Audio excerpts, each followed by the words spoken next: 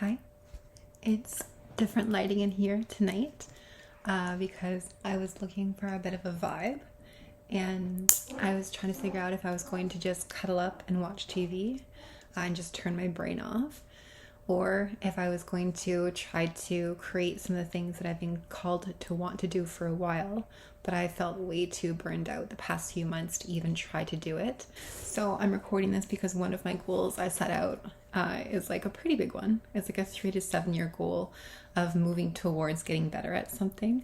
Because I figure over the course of 3 to 7 years, I'll suck less. And that goal is the idea of creating a video once a week so that in time I can find my own voice and develop more of like who my people really are.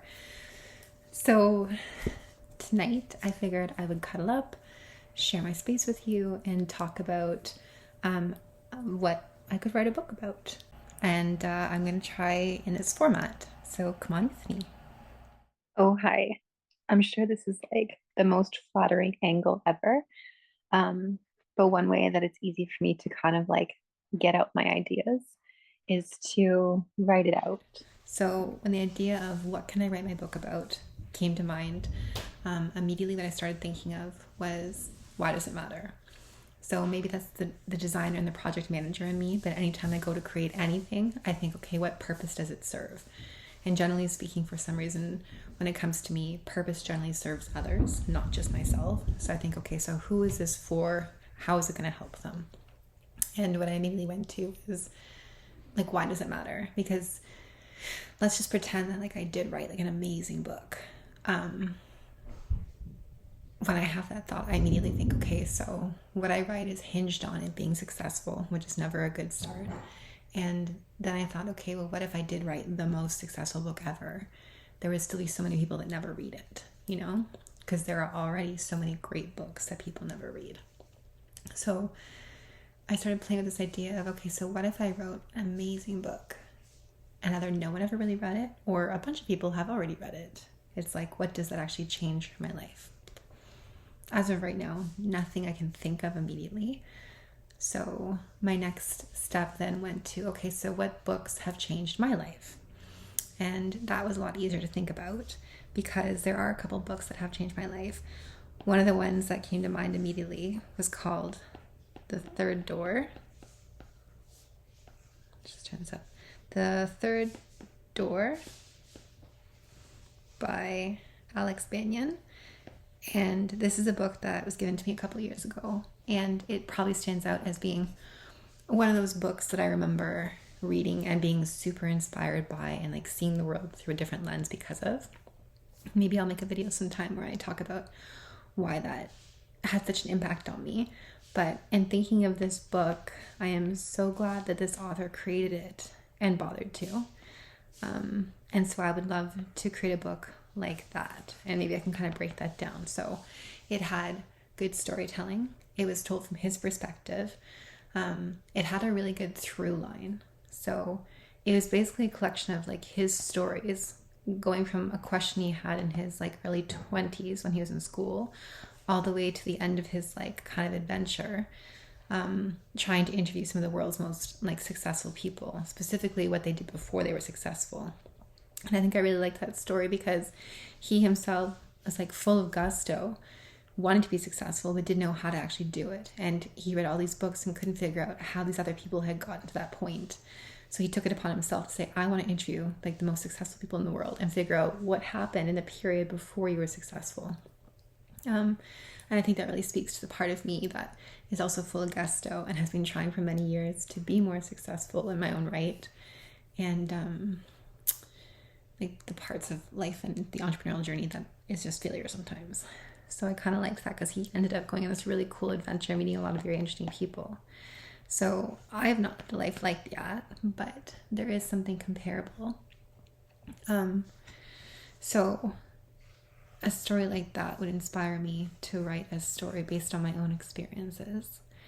And one of the themes that keeps coming to mind is all the weird things that happened over the past few years. Basically from like, honestly, there's a couple of years that are kind of a blur.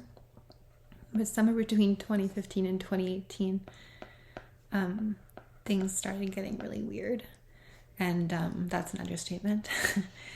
It started off with sleep paralysis. And like literally my entire world changed. There was a lot that happened there. I think it was converging traumas mixed with, and this is the part that I still haven't figured out, and that's why I think I have a hard time talking about it, is I don't actually know what happened. I don't know if it was like spiritual stuff and I just suddenly woke up to my gifts and suddenly was able to do and knew all of these things that were otherwise weird. I don't know if it was mental health and I was just like had a breakdown and I went crazy and somehow passed all the tests that I went to the doctors and people for to say, okay, I'm obviously going crazy because these things are happening. Yes, I don't know if it is spirituality or if it is science or if it is somewhere in between or neither of them.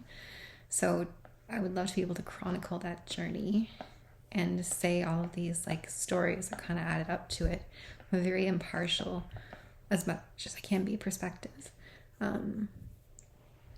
Because my hopes in doing that, like, because I don't know what it was and I can't stand on a stage and say, here's like the big inspiring point I'm trying to share with all of my overcoming and conquering.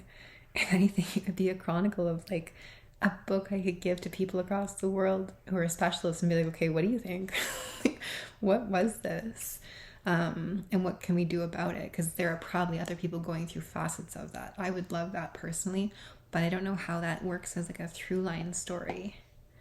But if there's a way to take all of this, all of these micro little pieces, and figure out what the through line is, because a couple years ago, if I tried to write that story, it would be a very sad one because there is quite a few, there's quite a few experiences that are like filled with like loss and trauma and setbacks.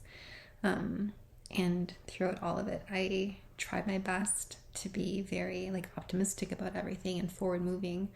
And I never wanted to subscribe to this victim mentality because it felt very disempowering.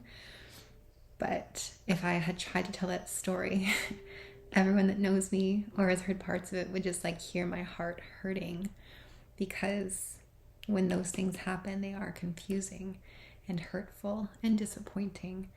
And without having like climbed my metaphorical heroic mountain yet and like being super successful and like had a whole bunch to show for it, like to have figured out and integrated it all, then I didn't know how to like tell this story because I don't have the hero's arc yet, or that I figured out anyways. So that's one thing, is I would love to be able to tell a story that takes all the little pieces that happened in the last few years and in some way or other make sense of it, so it's got a through line that is empowering and fulfilling. Like the third door was for Alex Banyan,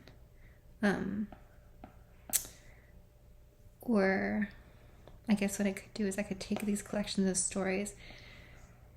In a perfect world, I would make it that it's a book that would like help somebody else, but I don't know how to help somebody else with all that stuff because I don't know what it was. But maybe I can like put the question out there to the universe, and it's like, okay, with all these stories that are coming up, what is the through line and who can this be helpful for? And then therein, like, how can I tell those stories? Because the tone and the perspective and everything matters, I think. So yeah, in a perfect world, I would get to go to Costa Rica and write some semblance of that without it dragging up a whole bunch of trauma or getting me lost or locked in. In a perfect world, I'd be able to figure out what the through line is, break it down into little pieces. There's still a very strong emotional registry for some of that stuff, so I guess that's probably why it's difficult to figure out. But if my nervous system was calm and I knew the through line and I had a clear vision, that is absolutely the story that I'd want to tell. If I was going with working titles right now, it would be like Knucking Futs, because one through line the entire time is that I thought that I was, and I'm still very afraid of that I'm like crazy for having experienced the things that I have because I can't explain them in a logical, rational way yet. And they're so far outside the realm of what other people would obviously deem like real or like, I don't know, say this, like not sane, but it's just it was just so weird. Maybe sometime I'll talk about that in more detail.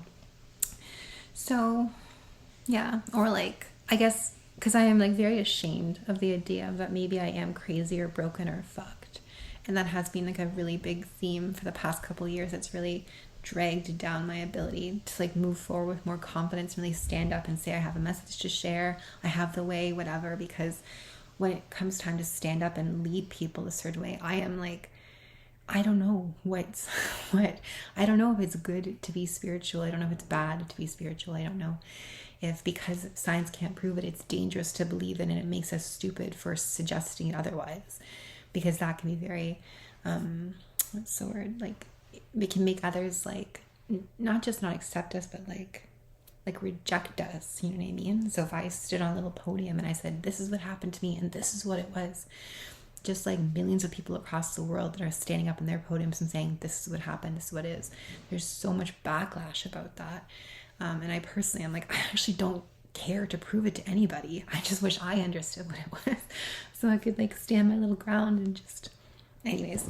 So that would be one thing. Or like, if I were to like be in a really empowered space, like let's say I hit my head in just the right way and I wake up tomorrow or before this retreat and I'm like, whew, actually, you know what? It doesn't matter that I don't know it. It doesn't matter this. I know that this one's for the people who like me, blah, blah, blah, right? And that would be people who went through abrupt spiritual awakenings, people who went through traumas, people who were trying to run their own businesses while concurrently experiencing assets of trauma and being an empath and a highly sensitive individual. And I would call that one like, this is for the crazy ones. That's kind of cute, actually. This is for the crazy ones. And so maybe that would be like an unapologetic perspective to say, this is for the ones who, when you're in a room full of 100 people, and those 99 other people are doing X, Y, Z, and it doesn't seem right to you, so you do your own little thing, that you feel like you're the crazy one. Just a quick story on that, like, there's been so many times in my life, and maybe yours too, where because something I felt or believed in was atypical, I was deemed the weird one. And a good example of that is many years ago when I was working at a motorcycle dealership. I had quit smoking for many years, but when I started working there, it was a very high-paced environment, and it was a very stressful time in my life too. And I remember working there, and it was so busy, like you just didn't get breaks. Like you didn't have lunch break, you didn't have like your break because it was just so busy. And I remember like just really needing to go take a break, so I was preemptive, and I would bring my skipping ropes, because when I got stressed out, instead of smoking, I would like skip rope, right? Like a way to like express energy. And I remember like the second or third day I went out back to go just skip rope to like work through my energy, and like here I am, like a 27-year-old girl skipping rope behind a motorcycle shop, and naturally people are staring and it seems weird. So I remember getting really self-conscious and thinking, okay, yeah, this is weird. And I just started smoking instead. And I continued to smoke for like, I don't know how many years after that, but it was like, man, that's really silly / stupid that because I was in like a whole bunch of people that were already smokers and it was more normal to smoke when you're stressed than to skip rope, I was the crazy one, even though that's like a really healthy option that if I'd had more courage to have maintained, it's like whatever, right? So maybe that could be one cool thing, is I could tell a story, like all these little pieces, and say this one's for the crazy ones, because when I imagine it on a shelf at like a big bookstore or something, when I imagine on a shelf at a big bookstore, I imagine like the words, this is for the crazy ones, and crazy is like, just has like fun, like twigs and leaves and like fluff coming out of it, you know, like a very modest book cover, like almost all white, except for the crazy, where it's like, right? And then I think that that would draw in magnetically people who are walking through the bookstores and being like, oh, what's that? Because there's either a part within themselves that feels crazy or that identify as being crazy. So maybe the whole book could be me just talking about how I actually have no idea what's right, what's wrong, what's sane, what's not sane. But like talking to the people out there who have experienced something like me when it comes to like the loneliness, the fear, like the total like all-consuming doubt that comes with feeling crazy, and then not being sure. That would actually be really fun. And then I could also touch on how like during my experience there's a really good TED talk called Psychosis or Spiritual Awakening, and it was really well done because it identifies the same characteristics but how two different cultures would register that and then handle it. And that was a really empowering like moment for me in my journey, because it was like the first time that I didn't feel so intensely like ashamed for what I was going through. Because in my Western culture, we are taught that if you start doing something differently and seeing or experiencing things, that like you're broken and you are given medication, or you are taught and it's like you're told that you're broken. Whereas in the Eastern world, when those same things start happening, you're usually given a mentor, and you're like acknowledged as like having gifts, and like actually people around you like try to support you for that because they recognize like the potential and gifts coming through, which might have been a totally different experience for me, because eventually I did find mentors who did tell me that it is gifts coming through, which I'm still completely not 100% on because my Western culture tells me I'm broken. But when they started working with me and helping me understand what was happening, it's like in all of those movies ever where you see like some like superhero or like like a really good martial artist who gets like a mentor and shows them how to use and yield their power. It's like their confidence completely blooms and blossoms, and then they're capable of doing amazing feats. So when I found my mentor, it was like a huge difference, like honestly so big. Without that mentor, I would have kept going down the path that I was, that maybe many others are too, of like addiction as a way to like manage these and cope with like these really messed up things happening. So yeah, actually that's kind of cool. I like that idea. It would be like everything kind of coming out of me, but that feels really good to think that I could share my stories, kind of come full frontal and like feeling ashamed of being crazy, and then maybe actually let those stories help other people going through theirs. I like the idea. There's still fear in my body that says I don't know if I'd be ready for it, but that's a cool idea.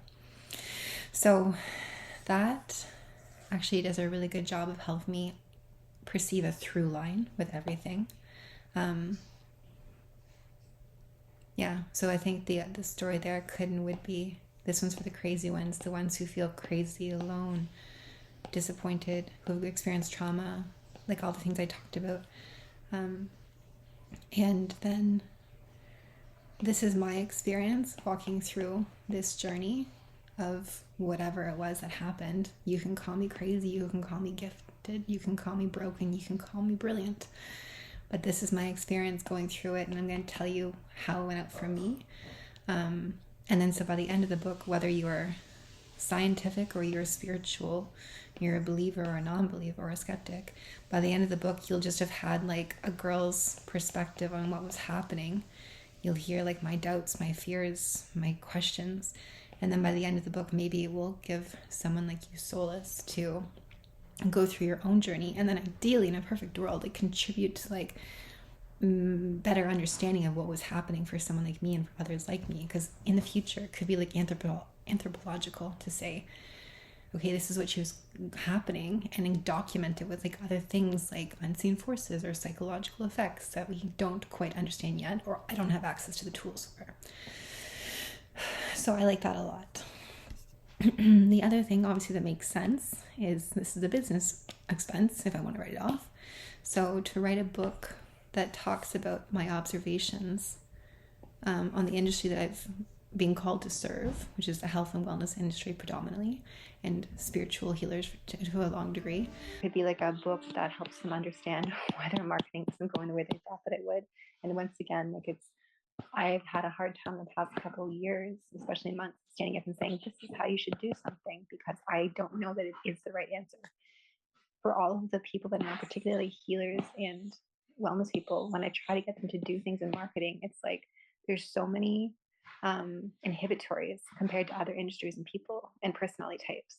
So they don't want to be seen. They have a hard time speaking their truth. And it's like all of these things have stories that play into the industry that talk about, you know, the forces of light and dark and how like workers are here to blah, blah, blah. So it's like I have observations on all of these things, but I don't have conclusions. And I think the best books obviously have some level of conclusion or confidence to say, this is what you should do.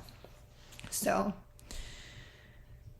maybe it's just my mindset and energy tonight because I'm about done with this. Maybe you are too if you're somehow watching this still. But I think it would be smart to create a book that people could come download, would help share my expertise on the industry. So if I was to do that, it would be,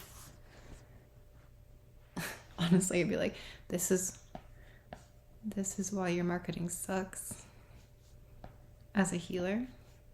But that is not a nice book title because no one wants to be told that they're sucked or that they're wrong. It could also be something like Path of Least Resistance Marketing. That resonates a little bit. Business Energetics is what I originally wanted to call it, but when I look at other books around that idea, even though I believed in them and subscribed to them, when I look at books, I'm like, that's soft and it seems kind of silly and stupid almost. That's the shame and the guilt and the fear probably, but so yeah, maybe Path of Least Resistance Marketing or Flow and Glow Marketing. Like they're all like mini concepts, and they would be things like so all these things that I've noticed play effect on my clients in the industry at large. So it could be my observations on why marketing is hard for healers. Let me just try again 1 second. So it could be if I was doing a business book, it would be one that would help give people like my, 19 plus years experience bundled up into one little book that would help them with their business. Now, the industry I know best for the past couple of years has been like health and wellness, and for the most part, spiritual oriented businesses. And I have become very frustrated with these people because when it comes time to grow and to scale, there are umpteenth different reasons why they don't move forward.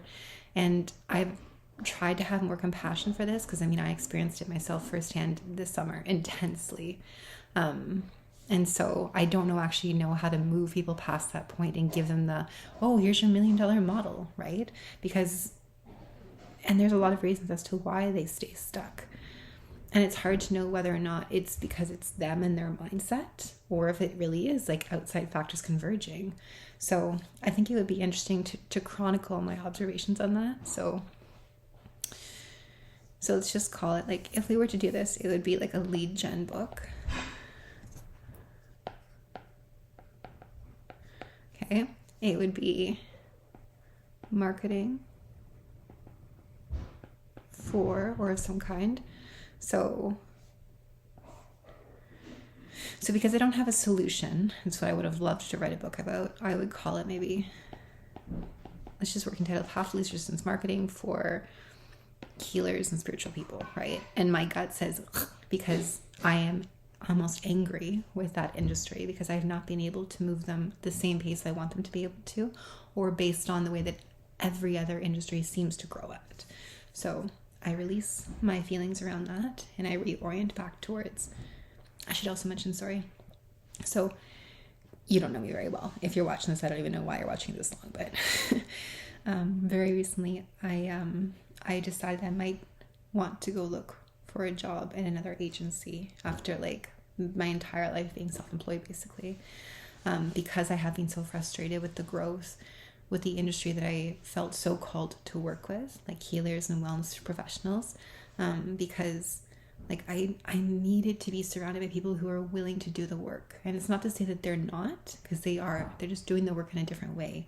And it doesn't line up with the linear 3D business way that I want to be able to grow and use my like 19 plus years of digital marketing skills to do even faster, right? Like holding space for that industry is more about holding space from mindset, psychology, the notions of energy and how it impacts them, empathy, intuition.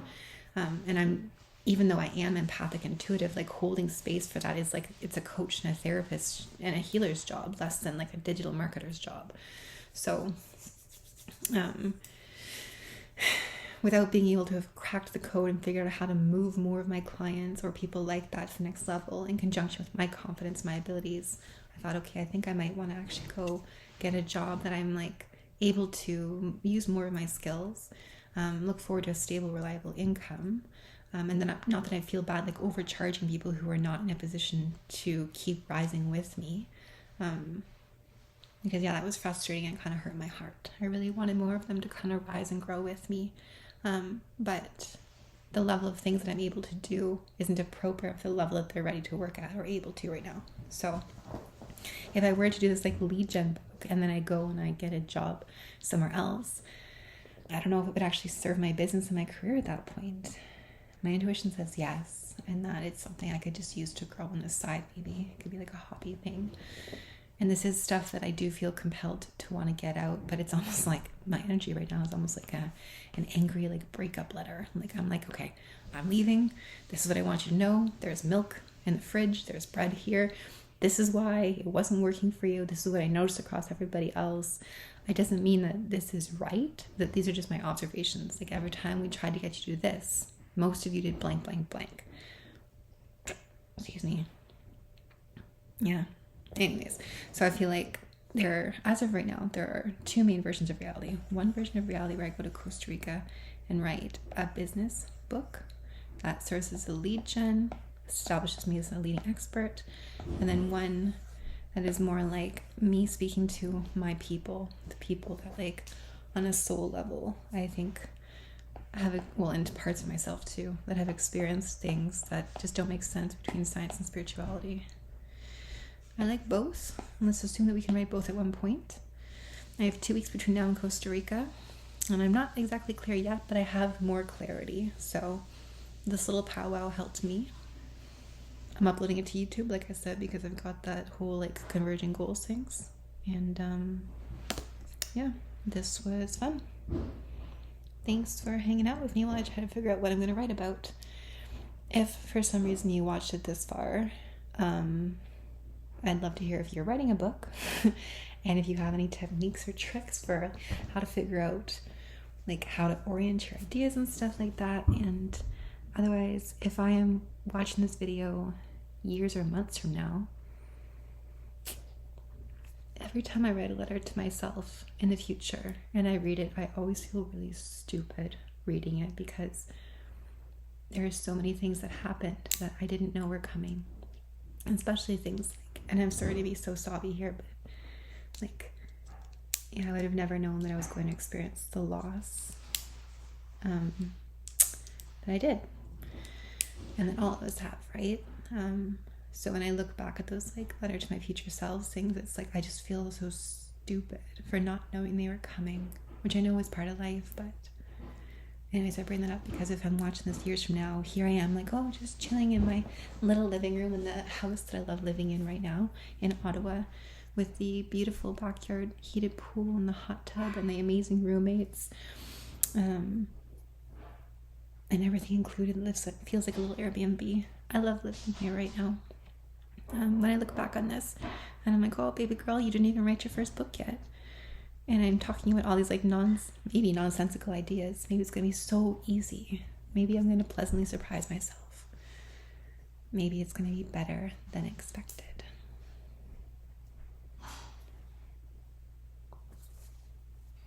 Yeah, I'm open to that. My heart is heavy and has experienced disappointments, so my optimism, though it's consistent and shines through, it is tethered by the awareness that so much of life is like wildly out of our control. So anyways, that's today's little video, and I will, I don't know, in future tense, update you on how the book writing stuff went. And yeah, bye.